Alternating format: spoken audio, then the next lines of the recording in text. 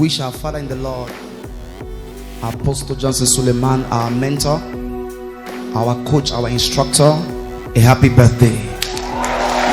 Come on, wave your hands and wish him happy birthday. Hallelujah. Listen, the Bible says in Romans 13 verse 7, it says, give honor to whom honor is due. Romans 13:7, give honor to whom honor is due. 1 Timothy 5:17, it says that the elders that rule well, those that labor in word and doctrine, should be given double honor. Apostle Suleiman will give you double honor. Amen. Somebody say, I salute you, General. I salute you, General. Come on, salute the General of God. He is a light in this generation, and the kingdom of hell cannot put off that light. Amen. We love him so much. We appreciate him.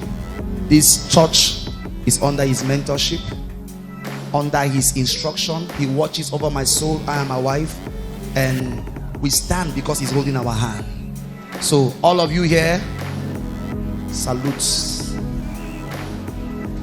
that great servant of God, great apostle, great oracle. Listen to me, I tell you the truth, he's a good man. Amen. You know, there's a difference between what you hear and what you see. When you know he's real, he's real.